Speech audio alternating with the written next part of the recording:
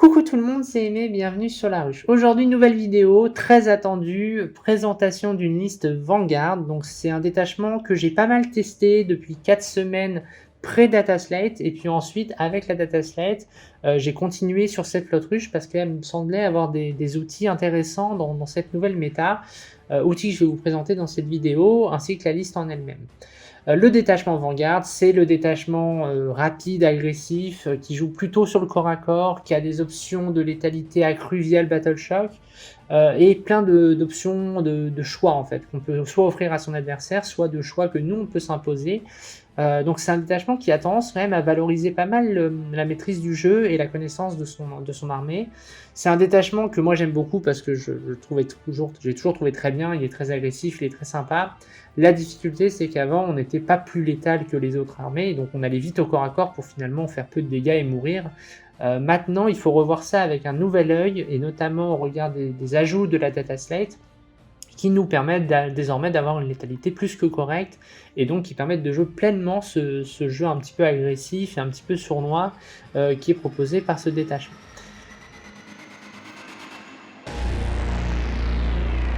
Comme d'habitude, dans le cadre de ces vidéos, je vais vous présenter d'abord le détachement lui-même, ses règles et ses optimisations, puis on passera au stratagème et enfin la liste en elle-même. Au niveau du détachement Vanguard, première chose qu'il faut savoir, la règle vrille curieuse, donc qui vous permet à toute l'armée de désengager et charger. Ça c'est déjà un buff qui est hyper intéressant parce que ça va vous permettre déjà de ne jamais être bloqué au corps à corps, vous allez toujours pouvoir vous replier et ensuite recharger, donc ça vous permettra toujours d'être à l'initiative en fait, globalement. Mais aussi c'est un autre avantage, surtout quand on va chercher à vous ralentir. Typiquement, un rhino qui vous charge en coin une unité, qui du coup ne va pas mourir parce que vous n'aurez pas assez de figurines qui pourront atteindre la portée d'engagement pour lui taper dessus, et bah, typiquement ça va vous permettre d'avoir un repli gratuit et ensuite une charge pour profiter pleinement de vos figurines si jamais elles étaient impactées de manière pas très optimisée, quoi. Donc ça je trouve que c'est déjà une très bonne règle. Et ensuite, toutes les unités Vanguard Invader vont pouvoir advance ses charges. Alors, Vanguard Invader, c'est quoi?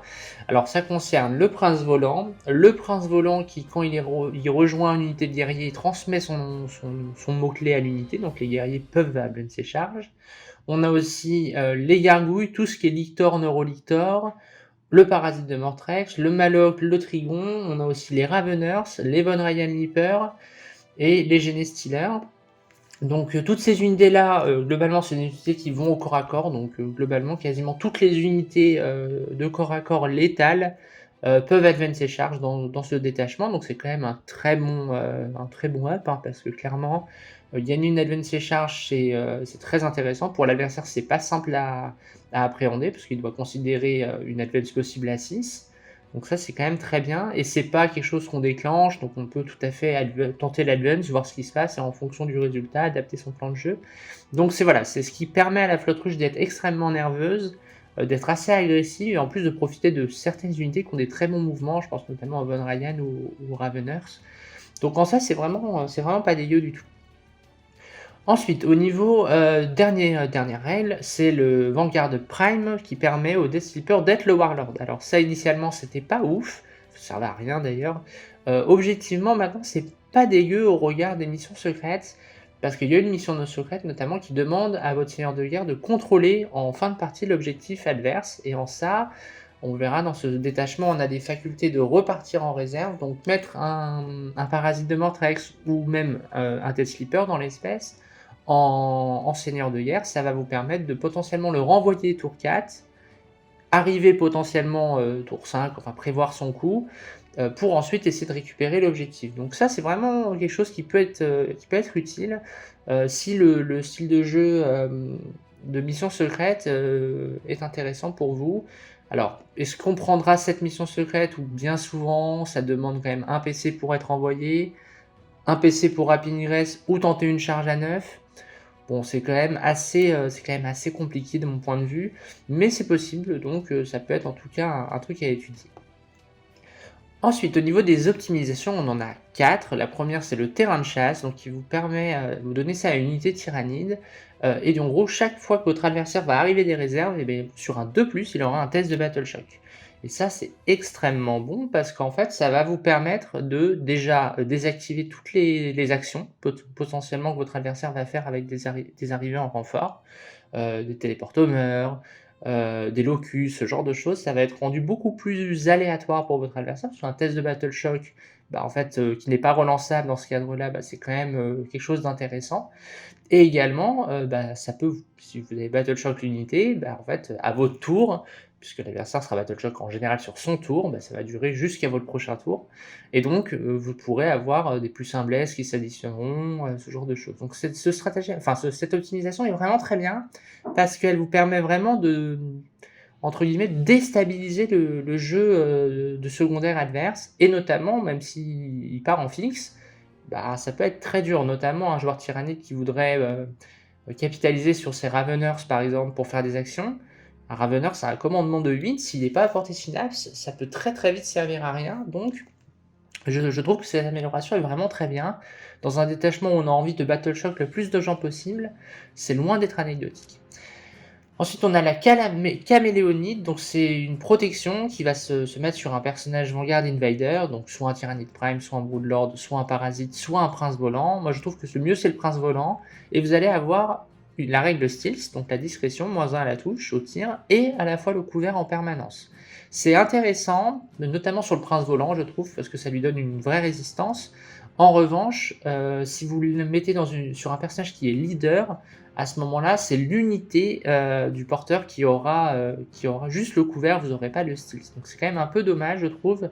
Ça aurait été vraiment meilleur si on avait accès au stealth. Là, dans ce cadre-là, moi je trouve que c'est vraiment le mieux, c'est de le mettre sur un prince qui va profiter d'une très bonne sauvegarde et d'un -1 à la touche qui peut déstabiliser un peu des bonus à la touche adverse. Le Stalker, petite amélioration à 10 points, donc il va vous donner un +1 touche et un +1 bless à une unité, enfin à votre personnage sur une unité ennemie adverse que vous aurez désignée au début de la partie. Ça coûte 10 points, donc c'est clairement quelque chose qu'on va ajouter à sa liste quand il nous restera des points finalement. Je trouve pas ça extraordinaire parce qu'il faut désigner une unité ennemie au début de la partie, votre adversaire le sait, si c'est structurant, il fera en sorte que ce soit pas cette unité-là qui engage la sienne, et si c'est structurant, je vois pas vraiment un +1 à la touche ou un +1 à bless. Être structurant sur un Broodlord, il y a un monde où vous avez redéployé votre paquet de Genestealer, vous avez le tour 1, vous faites scout, vous bougez, vous advancez, vous chargez l'unité que vous vouliez taper. C'est peut-être qui va vous permettre de passer la stat pour détruire ce que vous vouliez. Honnêtement, c'est loin d'être structurant, c'est vraiment une petite amélioration à 10 points quand vous terminez une liste pour atteindre les 2000 points. Enfin, le Neuronode, alors c'était extrêmement bon avant, parce qu'on pouvait le faire après le jet d'initiative, donc avec la parfaite connaissance du tour 1. Maintenant, ce n'est plus le cas, donc du coup, le redéploiement de jusqu'à 3 unités Vanguard est nettement moins intéressante, parce que vous ne savez pas si vous commencez ou pas. Donc en fait, moi je trouve que c'est toujours bon, parce que ça va vous permettre de dépasser les 500 points de réserve stratégique. Donc en ça, c'est toujours utile, notamment quand on veut envoyer des guerriers qui coûtent quand même assez cher. Bah, ça vous permet d'augmenter ce nombre d'unités mises en réserve stratégique. Là où 100, vous êtes limité à 500 points. Ça, c'est le premier intérêt. Deuxième intérêt, ça vous permet de mettre des unités d'infiltration très très proches de l'adversaire pour vraiment deny tout un pan du champ de bataille, avec notamment les Von Ryan qui sont, je trouve, très bons dans ce rôle-là. Une unité de 3 ou de 6 Von Ryan, vous les espacez en 2 pas de cohésion à chaque fois. Vous couvrez, dans le cadre d'une squad de 6, quasiment la moitié du No Man's Land. Et du coup, vous savez que l'adversaire ne pourra pas poser de figurine d'infiltration, donc ça vous permet de vous préserver un minimum. Donc c'est pas mal. Et ensuite, avant l'initiative, vous redéployez de manière safe cette unité, et en gros, vous n'espérez plus faire des agressions avec cette amélioration-là, mais simplement deny l'infiltration adverse, et réadapter votre plan de jeu si toutefois l'adversaire a pris des lignes de vue sur certaines choses, pour faire des flancs refusés par exemple, ce genre de choses. Mais l'utilité est quand même nettement moins bonne, d'où la baisse en points de cette amélioration.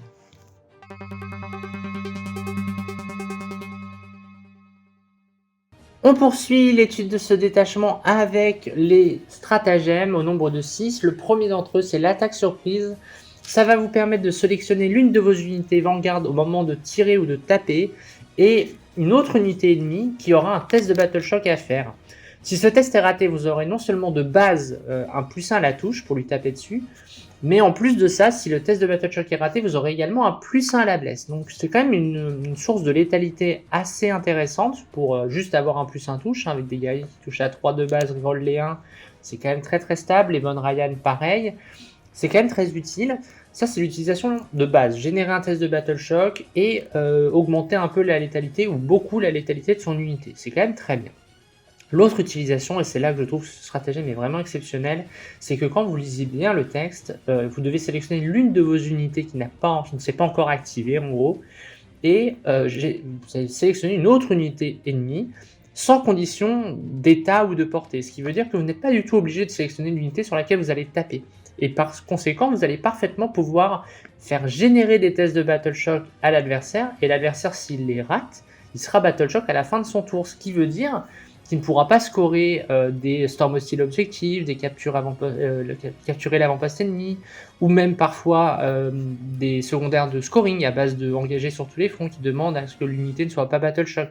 Donc vous avez vraiment moyen de désactiver des secondaires adverses. Le primaire, rarement, ou alors ce sera sur votre tour à vous. Vous ne pouvez pas reprendre un objectif, vous n'avez pas assez de figurines. Par contre, vous pouvez mettre un Lictor, tenter le Battle Shock, et derrière, si l'adversaire est Battle Shock, il est au C0 à la fin de votre tour, ce qui fait que vous pouvez récupérer, vous, à votre avantage, des Storm Hostile Objectives ou ce genre de choses. L'autre utilisation, maintenant que ça est sorti, c'est la faculté de potentiellement faire louper des missions secrètes à votre adversaire, en l'obligeant à avoir une unité non Battle Shock à un endroit, ou de prendre des objectifs. Votre adversaire, par exemple, a pris la mission secrète qui consiste à contrôler 3 objectifs. Il met ses 3 unités sur l'objectif, sur les différents objectifs de l'Interland. Et là, vous tentez un Battle Shock. Si ça passe, il rate sa mission secrète. C'est des options de jeu qui sont assez intéressantes, pas forcément très visibles, et qu'il faut y penser parce que c'est vraiment des ressources pour potentiellement deny pas mal de points à son adversaire. Et quand on parle de parfois 5 points sur un Storm Hostile ou ce genre de choses, c'est quand même loin d'être négligeable.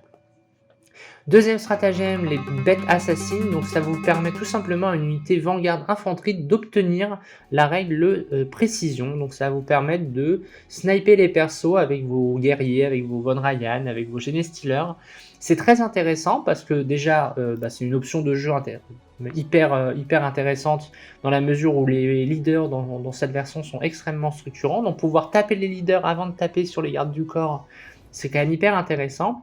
Et sur certains matchs, notamment le Necron, l'Orc, ça permet notamment de retirer les field open de certaines unités, avec par exemple typiquement des unités un petit peu plus légères, des guerriers ou ce genre de choses, pour ensuite taper avec des unités beaucoup plus nombreuses qui pourront du coup ne pas avoir à subir ce field open à 5 qui était donné par le personnage. Donc c'est vraiment très intéressant.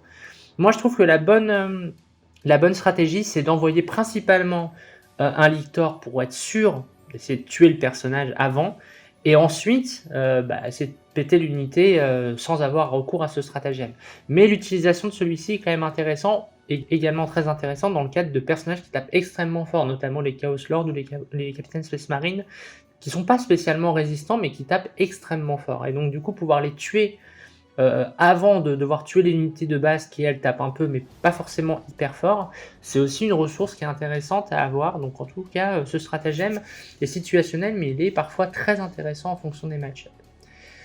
Le Seeded Broods, je ne sais pas comment ça se traduit en anglais, mais en gros c'est la faculté d'arriver un tour plus tôt avec soit une unité tyrannite, soit avec 2 unités Vanguard Invader. D'arriver plus tôt en termes de réserve ou de réserve stratégique. Donc ça c'est extrêmement bon. Ça va vous permettre typiquement de faire arriver une exocrine ou des zoanthropes dès le tour 1 en réserve stratégique pour prendre des lignes de vue sur votre adversaire. Par conséquent, votre adversaire ne peut pas se déployer un petit peu free, t'as pas de tir, non, ok, je me déploie YOLO tout droit.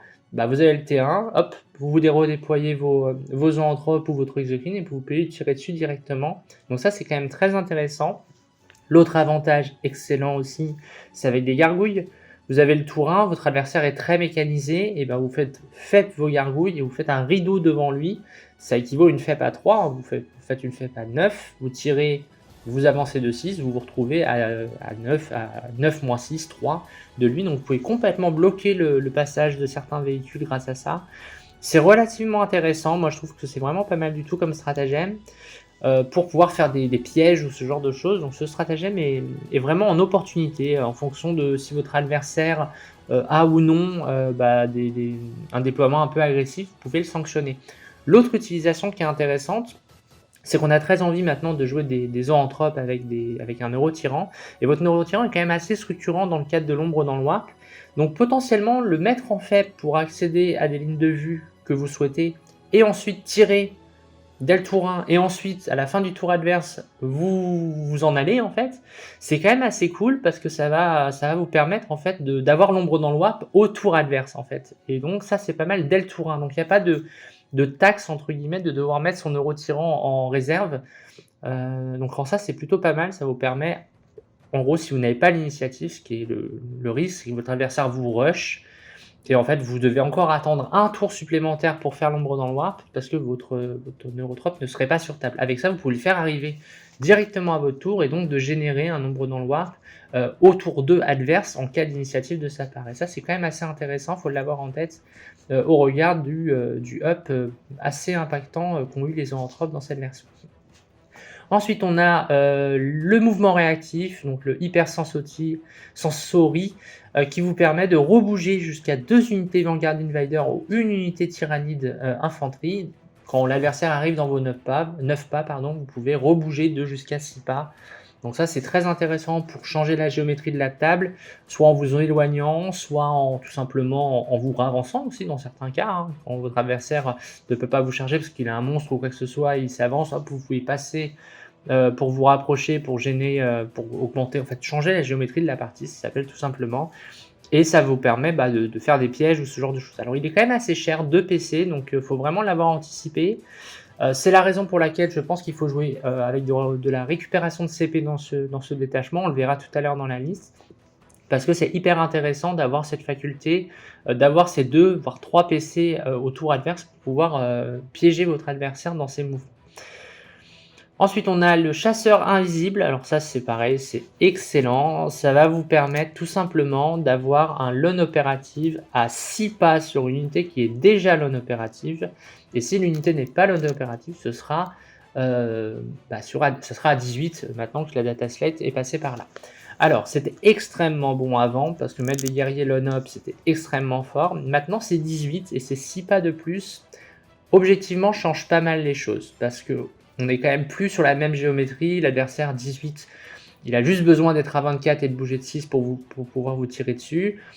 Donc c'est franchement moins bon sur les unités qui ne sont pas lone opératives. En revanche, avoir des lone opératives telles des lictors ou des choses comme ça à 6, qui peuvent en plus rebouger, on l'a vu juste avant, c'est extrêmement bon, parce que là typiquement vous avez vraiment l'adversaire doit vraiment s'approcher énormément. Alors soit dans le cadre d'un close, il doit se rapprocher, vous avez un fight first et vous pouvez rebouger, et là si votre adversaire bouge, il se met à 12, vous pouvez lui dire non mais en fait je ne mourrai pas. Ça rend aussi vos objectifs extrêmement difficiles à contester, ou en tout cas à vous tuer sur les objectifs, parce que si l'adversaire arrive des réserves, il va arriver à 9 de vous, et donc vous pourrez avec un lictor empêcher le lictor de mourir. Donc ça c'est quand même assez cool, toutes ces options là. Le stratagème était excellent avant, il est beaucoup moins bon maintenant sur le tout venant, entre guillemets. Par contre, il reste extrêmement bon sur les unités, le noble, donc le Neurolictor, Death Sleeper, le Lictor, le Parasite, ce genre de choses, c'est vraiment très bon. Et ensuite, le dernier, le Chasseur Invisible, qui va vous permettre de tout simplement, vous allez pouvoir faire repartir jusqu'à 2 unités Vanguard Invader en réserve, ou une unité tyrannie d'infanterie. Et ça c'est très bon, parce que dans le jeu aujourd'hui tactical, qui est quand même un petit peu plus compliqué à faire maintenant, que les gargouilles scorent moins bien, que les biovores scorent moins bien, scorent plus du tout d'ailleurs dans leur cas, ou même les Reaper Swarm. Donc on a quand même une petite difficulté à réaliser le tactical, et donc avoir de l'option de jeu pour renvoyer des unités en réserve après le tour 3, c'est quand même hyper intéressant. Donc typiquement, moi ce stratagème, je le trouve très intéressant. Il est également très bon, parce que du coup vous pouvez renvoyer des zoanthropes accompagnés d'un neurotyran à tous les tours, vous pouvez le renvoyer pour le remettre là où vous voulez. Donc ça c'est quand même hyper cool pour, entre guillemets, un petit peu un petit peu avoiner l'adversaire en fonction. Parce que les zoanthropes ont une difficulté, c'est qu'ils bougent que de 5, donc ils sont assez peu mobiles.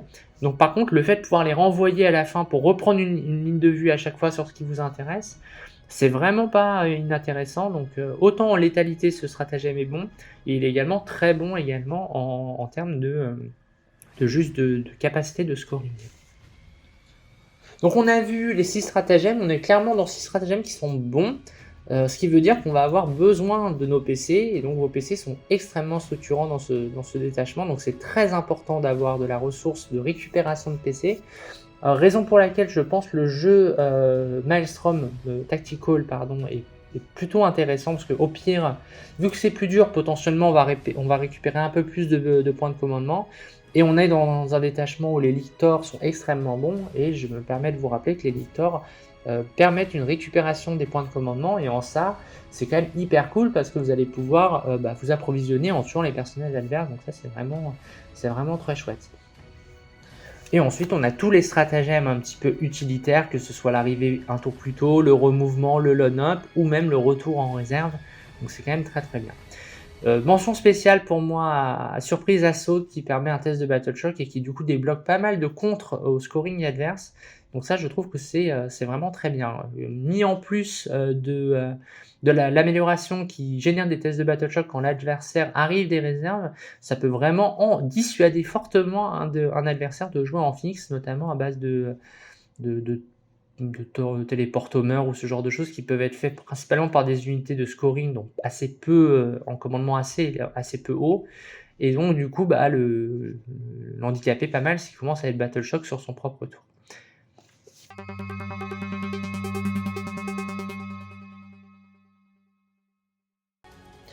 On va donc maintenant parler de la liste en elle-même. Donc la liste, vous l'avez à l'écran. Globalement, c'est une liste qui se veut plutôt pour l'instant une optique solo. Donc c'est faut prendre en compte ça quand même, notamment par la présence d'Exocrine. Pourquoi ça je vous en parle tout à l'heure, mais globalement avoir un peu de tir dans une armée, dans une méta où la Deluard revient, où on a beaucoup d'unités qui vont jouer sur le fight first, les interventions héroïques, c'est quand même assez intéressant de ne pas se retrouver dans une situation de blocage où en gros vous avez une unité qui est cachée derrière un mur que vous craignez beaucoup parce que vous savez très bien que l'adversaire va chercher à vous attendre en fait avec une intervention héroïque. Si cette unité a le fight first, c'est encore plus dangereux parce que ça veut dire que vous êtes quand même assez en mousse, donc vous allez potentiellement vous faire éclater. Donc ça peut être intéressant d'avoir quand même de la ressource pour sortir l'unité qui est visible et charger en fait l'unité qui était potentiellement difficilement accessible. Donc voilà, en tout cas la liste c'est plutôt une orientation solo. Pourquoi ? Parce qu'en fait je prépare Atlanta, je prépare aussi le War Master, donc en gros l'idée c'est plutôt d'avoir une orientation solo. Je pense qu'en équipe on peut partir sur quelque chose de beaucoup plus clivant et beaucoup plus close en fait. Mais la présence des exocrines est pour cette raison-là en fait tout simplement. 2 exos qui vous allez voir peuvent être mis en réserve stratégique, c'est quand même des options de jeu qui sont intéressantes. Au regard de tout simplement de la diversité des match-ups, notamment les match-ups qui vont se baser sur le corps à corps. Donc la liste, première chose, le Death Sleeper, bon clairement lui obligatoire, la bulle de -1 de commandement est extrêmement structurant, le Battle Shock possible dès qu'on a perdu une figurine, c'est une source de Battle Shock en plus, le Fight First c'est super intéressant, donc franchement le Death Sleeper est excellent, il tape les personnages, c'est vraiment très très cool, quand il tue des personnages il récupère des PC, donc c'est toujours tout à fait bienvenu. Donc le Death Sleeper, moi je l'aime beaucoup. Pour moi il est obligatoire dans cette liste avec le Lone Up 6, il est vraiment extraordinaire. Donc pour moi, zéro problème là-dessus. Ensuite, le Neurotyran. Alors le Neurotyran, toujours excellent. Moi je le joue en solo. Alors j'ai réfléchi un peu, j'ai testé les zoanthropes avec lui. La problématique que j'avais, c'est qu'en fait, les zoanthropes, vous avez envie de les excentrer pour profiter de lignes de vue, et le Neurotyran, moi je le conceptualise plutôt comme une unité un petit peu centrale qui va distribuer les synapses, qui va protéger en se mettant dans des couloirs d'Overwatch pour l'adversaire qui viennent vous chercher. Donc par définition, vous êtes relativement caché en défensif, et les zoanthropes ont plutôt envie d'être placés dans une grosse ligne de vue. Donc ça fonctionnait pas bien, j'ai essayé, j'ai été un peu déçu, j'arrivais pas à bien pouvoir séquencer l'ombre dans le warp n'importe quand, donc parce que du coup je peux toujours la lancer mais j'ai pas le plus 1 pour faire pour faire rater les tests. Donc voilà, j'ai trouvé que ça me plaisait pas, je me sentais un petit peu handicapé par mettre ce neurotyran dans les zoanthropes. Je trouve le neurotyran est excellent dans les zoanthropes, c'est vraiment génial de pouvoir l'intégrer dedans, mais plutôt dans des listes invasion, voire même en Nexus. Finalement, en Vanguard, je sais pas si c'est si pertinent que ça. En tout cas, moi, j'ai pas trouvé ça très agréable à jouer, dans la mesure où, comme je vous le disais, mon neurotyran, je le vois vraiment plus comme une pièce centrale et non pas comme un support au DPS, dans le cadre d'une utilisation avec des zoanthropes. Le parasite de Mortrex, lui, je le trouve excellent. Franchement, il est hyper cool. Ce que j'aime beaucoup avec lui, c'est sa faculté de générer des tests de Battle Shock quand je veux et quand il est engagé avec quelqu'un. Et ça, c'est extrêmement bon parce qu'en fait, les neurolictors qui peuvent générer des tests de Battle Shock, c'est aussi un petit peu à la diligence de vos adversaires qui vont, entre guillemets, se mettre à plus de 12 ou en tout cas accepter le fait qu'ils peuvent rater leur Battle Shock. Là, c'est vous qui allez l'initier au moment de la charge, au moment du corps à corps plus exactement. Donc c'est quand même très très bon. Une unité qui bouge de 12 aujourd'hui, c'est très précieux pour les actions également. Donc moi je le trouve vraiment excellent. C'est mon Warlord parce que comme ça il peut être envoyé en réserve et potentiellement faciliter des actions secrètes avec des rapid ingress ou ce genre de choses pour pouvoir poser ses fesses sur un objectif. Donc le parasite est vraiment très chouette pour ça. Moi je le trouve excellent franchement. Alors sa faculté de générer des Reapers maintenant est devenue vraiment très anecdotique. Mais éventuellement, faut y penser. C'est quand même un dégât 3, hein, on n'y pense pas, mais le petit dégât 3, il est quand même sexy. Donc voilà, moi le parasite, je le trouve vraiment chouette pour ça. Générer du Battle Shock où et quand j'en ai envie et que ça soit pas entre guillemets dans les mains de mon adversaire pour ce Battle Shock là, parce que le Battle Shock est extrêmement structurant dans la liste Vanguard, donc c'est extrêmement intéressant d'avoir une solution fiable pour faire du Battle Shock. Ensuite, 3 princes, prime ailés, donc là c'est une qui vont guider tout simplement les escouades de warriors, on en parlera tout à l'heure. Il est très bon, hein, franchement, la faculté de bouger de 12 c'est excellent, ça donne virtuellement plus 4 de mouvement à votre unité. Pourquoi? Parce que vous le déployez en arrière, et donc quand vous allez vouloir charger, vous allez passer votre prime devant. Vous allez donc gagner les 2 pas de cohésion plus un socle de 50 mm qui fait un tout petit peu moins de 2 pas. Donc en fait vous allez gagner quasiment 4 pas de mouvement. C'est quand même extraordinaire, hein, avec une unité qui peut advance derrière. Donc c'est quand même très très stable. Vous avez une allonge qui est extrêmement bonne avec ça. Donc franchement les Tyrannides Prime obligatoires en Vanguard. Ça donne aussi le mot-clé Vanguard Invader à l'unité de Tyrannid Warrior qui ne l'a pas de base. Donc extrêmement structurant je trouve pour ça. Ensuite au niveau des lignes, une seule ligne. Les gargouilles, pourquoi? Tout simplement parce que je pars du principe que cette liste doit tuer ce qui est sur les objets. Si je n'y arrive pas, c'est que la liste ne fonctionnera pas. Donc pas d'Ormagaunt, même s'ils sont beaucoup plus sexy qu'avant. Les Ormagaunt, le problème c'est que ça touche à 4 et qu'on ne peut pas les fiabiliser, donc la touche à 4 me pose un problème, parce que même sur des unités faibles comme des cultistes ou des choses comme ça, on va bien souvent laisser une ou deux figurines dessus pour plus que l'adversaire ait une figurine qui sature un peu dans le pack. Vous allez rapidement perdre des Ormas, potentiellement perdre le duel de... C'est très rare, mais vous allez perdre potentiellement le duel de... Finalement, le duel comment on appelle ça? D'OC sur les objets. Et donc, en fait, je préfère nettement des Genestealers qui sont beaucoup plus stables, on le verra tout à l'heure. Donc, c'est la raison pour laquelle j'ai enlevé les Ormagaunt, qui de toute façon n'aidaient pas pour les missions secrètes niveau défensif, parce qu'ils allaient mourir. Je préfère avoir des gargouilles qui peuvent tout à fait faire leur rôle de deny d'objo, mais qui peuvent aussi être envoyés en FEP pour pouvoir désactiver des missions secrètes à l'adversaire, si toutefois mon adversaire choisit en fait des missions secrètes basées sur les troupes. Donc ça c'est intéressant d'avoir ce petit pack de gargouilles qui en gros est vivant, peut servir en deny d'objo ou en contestation tout simplement d'une zone de terrain ou ce genre de choses, et également ne pas oublier sur des match-ups très véhiculés, ça peut être très intéressant de fait de terrain, tirer et rebouger ensuite de 6, qui vous fait une simili FEP à 3 pour bloquer des unités très létales, ce genre de choses, ça peut être intéressant pour pouvoir par exemple bloquer un Land Raider ou ce genre de choses. Alors les Land Raiders sont souvent des Redeemers qui Overwatch très fort, mais potentiellement ça peut faire quelques blagues de blocage de déplacement adverse, et en ça c'est plutôt intéressant. Ensuite le Biovore. Alors le Biovore ABC, il est beaucoup moins utile qu'avant. Moi je l'ai gardé pour 2 choses. La première c'est que j'aime pouvoir balancer des spores mines là où je veux pour bloquer les FEP. Ça c'est déjà une chose qui est quand même hyper intéressante. 50 points pour tenir son objet et ensuite derrière balancer des spores mines qui vont repousser les faibles et aussi empêcher les advances. C'est en ça que c'est extrêmement fort. Vous pouvez contrôler le mouvement adverse et dans une armée Vanguard qui craint un peu le tir, c'est très important de ne pas être dépendant d'un jet d'advance de votre adversaire qui voudrait vous tirer dessus. Donc moi je trouve que le Biovore est toujours excellent. Il contrôle les objets chez vous, il fait le boulot, c'est tout à fait bien. Je préfère ça typiquement à des Neurogones ou ce genre de choses. Je trouve que c'est beaucoup plus intéressant dans la mécanique d'arme.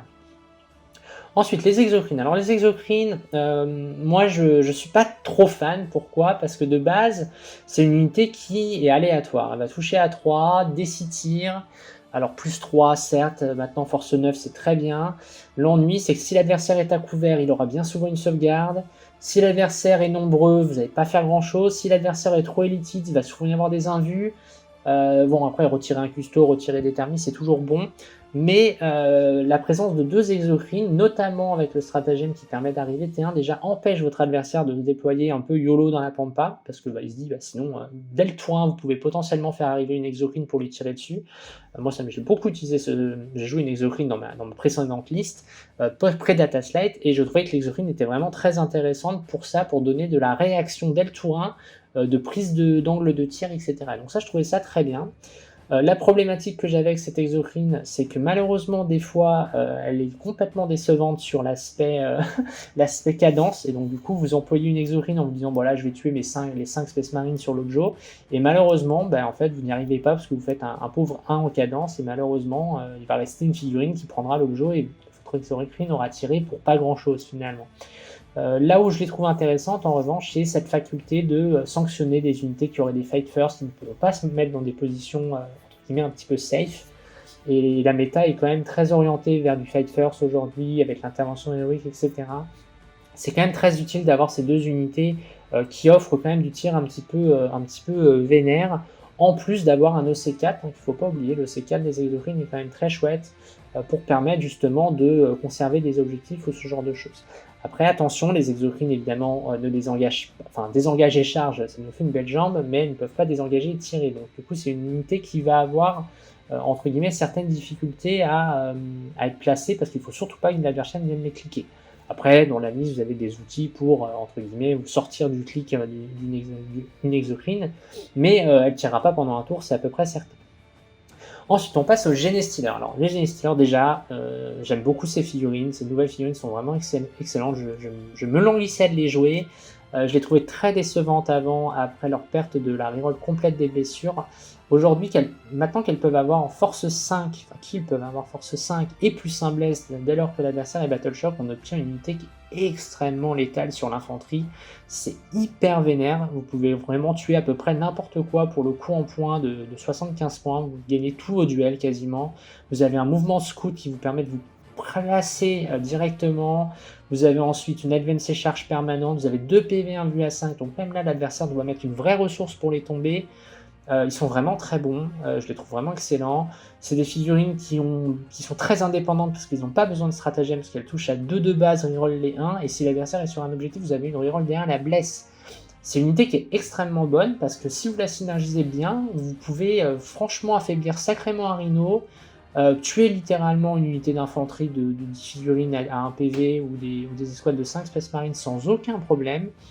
L'unité est vraiment excellente, c'est une unité de trade pour gagner les match-ups de MSU et je le trouve vraiment très bon pour ça. Donc moi les Genestealers, perso, c'est x3 directement et je les préfère nettement aux Ormagones, c'est ce que je vous disais tout à l'heure au niveau des battle lines. Les Ormagones sont parfois décevants, ils ont beau avoir force 4, ils touchent qu'à 4+, vous n'avez pas la possibilité de leur donner le plus 1 touche. Donc on est sur une unité qui est assez hasardeuse, là où les Genestealers ne le sont pas du tout, c'est-à-dire qu'ils vont tuer très facilement ce sur quoi ils doivent tuer.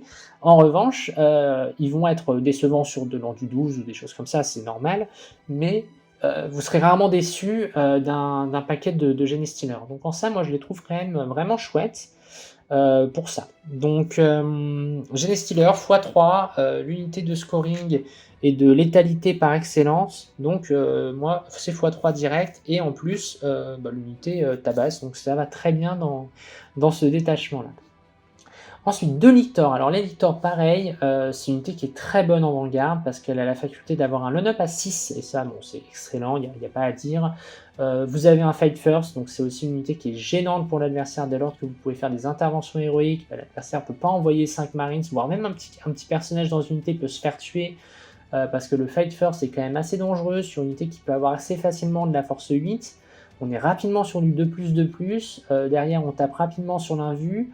Donc c'est vraiment une très bonne unité, je l'aime beaucoup. En plus, l'armée consomme énormément de CP, clairement, le Vanguard c'est très consommateur. Et là, avoir une unité qui permet de régénérer des CP, c'est quand même extraordinaire, je trouve, en termes de fonctionnement de la liste. Que ce soit en défonçant des cartes, soit en jouant sur le sniping, c'est quand même très bon. Donc moi franchement, l'éditeur, je le trouve vraiment excellent à ce prix-là. C'est une très très bonne unité aussi pour préserver du primaire pardon, dès le tour 1. Si vous avez le tour 1, vous vous placez directement sur les objectifs, vous organisez le fait que l'adversaire ne puisse pas vous charger, ne puisse pas vous tirer dessus avec le Lone-Up 6 et vous assurez potentiellement des points de primaire dès le tour 2. Donc c'est une très très bonne unité pour ça. Ensuite, Neurolictor, bon ça il n'y a pas besoin de les présenter. Bulle de +1 à la blesse quand l'adversaire vous tape dessus, -1 à la touche pour lui, c'est excellent. L'unité Léonop possiblement à 6 également. Un vu à 4, Steals, l'adversaire doit vraiment mettre beaucoup de ressources pour les tuer.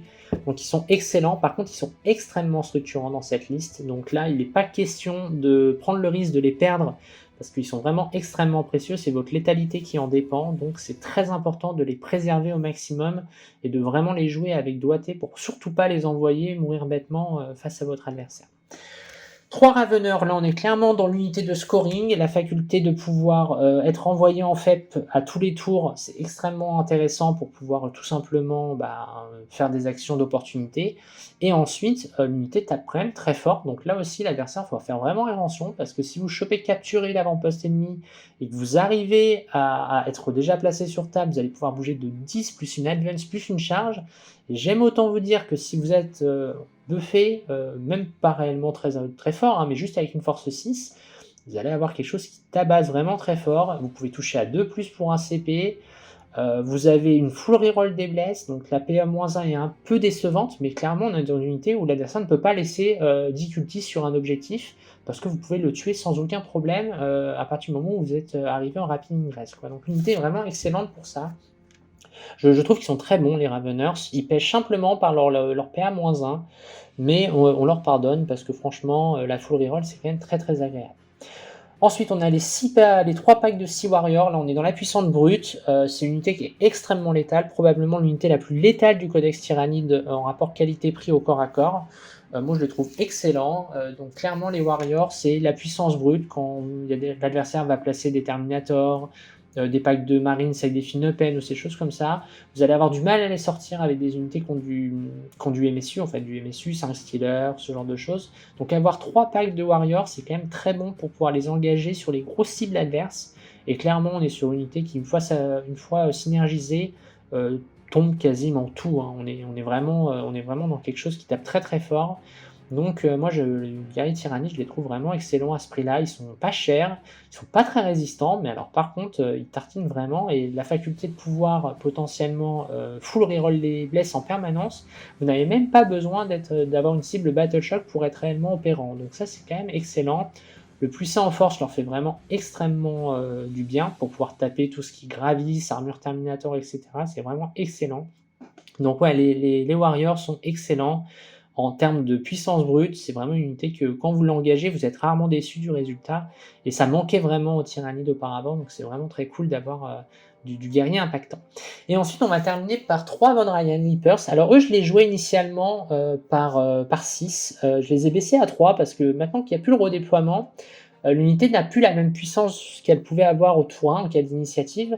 Maintenant, j'utilise vraiment une unité qui va se poser sur un objectif et attendre une intervention héroïque possible, ou alors tout simplement l'adversaire doit venir engager quelque chose et je vais quand même le taper, donc en étant caché, c'est quand même hyper intéressant.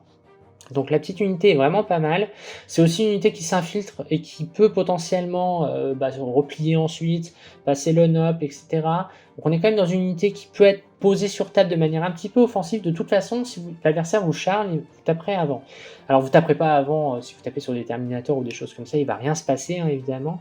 Mais l'adversaire ne peut pas venir avec certaines unités, parce que clairement, ça peut être intéressant de la jouer un petit peu agressif. L'adversaire vous charge, vous avez le fight first, vous payez +1 à la touche, l'adversaire a un battle shock sur son tour en plus, et derrière, vous pouvez avoir aussi un +1 bless. Et là, du coup, l'adversaire est obligé de le prendre en compte. Et si jamais le +1 bless passe, on se retrouve rapidement avec une stat à 2+2+, avec 18 attaques. Alors certes que PA-1, mais vous allez potentiellement avoir quelque chose qui va vraiment dissuader l'adversaire de vous charger. Donc les Von Ryan sont vraiment chouettes, plus par grosses unités pour l'impact un petit peu tour 1 pour mettre le bazar chez l'adversaire, mais par escouade de 3, ça me paraît très bien. Moi je préfère les Gene Stealers pour la PA-2, pour le côté scout, 2 PV, etc. Donc en ça c'est vraiment pas mal du tout. Autre chose intéressante à savoir dans la liste, c'est que j'ai retiré également, je jouais beaucoup avec l'amélioration de redéploiement, maintenant que c'est pré-init, c'est quand même nettement moins impactant. Et en fait, quand vous faites le calcul, vous avez le droit à 500 points de réserve stratégique, et en fait, je peux mettre mes 2 exocrines et un pack de warrior en réserve stratégique. Il m'arrive très souvent de devoir potentiellement avoir envie de renvoyer des tyrannides warriors pour pouvoir les garder pour plus tard. Et dans ce cas-là, il ne faut pas non hésiter à renvoyer un pack de guerriers dès le tour 1 adverse. Dès que l'adversaire a fini son tour, vous renvoyez. Comme ça, vous avez vos 2 packs en réserve.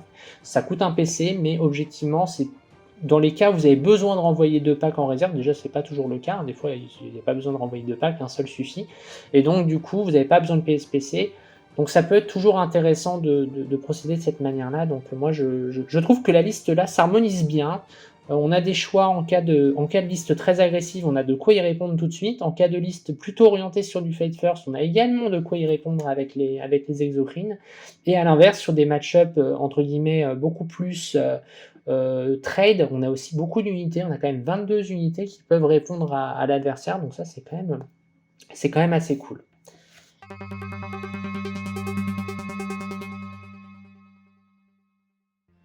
Donc voilà, je vous ai présenté la liste. Donc globalement, voilà, moi c'est la liste Vanguard, c'est clairement le détachement qui m'intéressait le plus. J'ai mis beaucoup de temps à faire cette vidéo parce que j'étais vraiment juste salé par ce détachement, parce que je trouvais qu'il était vraiment pas impactant, pas drôle à jouer, parce que du coup aller vite au corps à corps pour se faire éclater, c'était vraiment pas mon délire.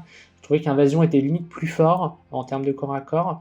C'est toujours un peu le cas aujourd'hui. La différence, c'est qu'on a vraiment des outils qui combattent très bien avec la mécanique, notamment de la data slate, le renvoi en FEP, etc. C'est vraiment des outils très intéressants pour le jeu.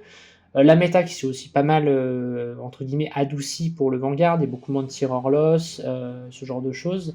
Donc tout ça m'ont motivé à rejouer ce détachement en fait. Et autrement, il y a aussi le fait que avec les Drukhari, je me suis aperçu que quand je jouais à un truc qui me plaisait, même si c'était intrinsèquement moins bon, ça marchait mieux. Et donc en fait, je me suis dit, j'ai envie de rejouer les tyrannides. Et du coup, tout simplement, je me suis dit, je vais partir d'un truc qui me plaît, à savoir des guerriers. Où est-ce que je peux jouer des guerriers? En Vanguard. Les Stealers me plaisaient beaucoup. En Vanguard, ils sont très cool aussi. Donc voilà, en fait, je suis parti sur le détachement qui me sied le mieux et qui en fait m'a permis de m'amuser vraiment en tyrannie. Donc j'ai repris plaisir même avant la data slate. J'ai rejoué Vanguard un bon mois avant la data slate. Et évidemment, la data slate aujourd'hui me plaît beaucoup, parce que moi j'ai accueilli vraiment avec beaucoup d'espoir le fait qu'ils retirent le scoring des Biovores et des Reapers, parce que je trouvais que c'était quelque chose il fallait détruire ça pour que le tyrannide revienne à ce que moi j'aime. Alors désolé pour tous les gens qui aimaient ce style de jeu, mais moi j'aimais pas. Donc voilà, moi je suis très contente qu'on soit revenu entre guillemets dans des carcans de scoring normaux, pour que Game Workshop s'aperçoive en fait que tout simplement l'armée avait un problème de DPS, et pour qu'on puisse revenir à un style de jeu un peu agressif, etc. Donc clairement la liste me plaît beaucoup. Donc jouer comme ça me fait vraiment kiffer. J'aime vraiment, je m'éclate vraiment avec ça. J'ai retrouvé mes tyrannides comme je les aime, donc ça me plaît beaucoup. Ensuite, l'avenir, c'est quoi? C'est que moi je vais partir au War Master, ça sera sans doute une liste qui va se rapprocher de ce truc-là. En fonction du changement de liste ou pas, je pourrais peut-être vous présenter une liste, enfin vous présenter la liste que je jouerai au War Master. Je ferai sans doute aussi un rétex de ce tournoi. Atlanta, je compte y aller. Alors en Tyrannide, c'était certain, et de toute façon, là clairement, je pense que je repartirai, je partirai aux US en Tyrannide, parce que déjà l'armée me plaît, et puis en plus parce que franchement aller là-bas et ne pas y aller avec son armée de cœur, ça aurait été franchement dommage. Donc voilà, je suis très contente de tout ça. Donc le but, c'est de repartir à fond sur le Tyrannide, vous proposer du contenu Tyrannide, et de proposer du contenu un petit peu liste, méta, etc. Et ensuite vous partager mes retours d'expérience de ces 2 gros tournois qui vont m'occuper entre le War Master et Atlanta. Donc voilà, pas mal de choses à suivre.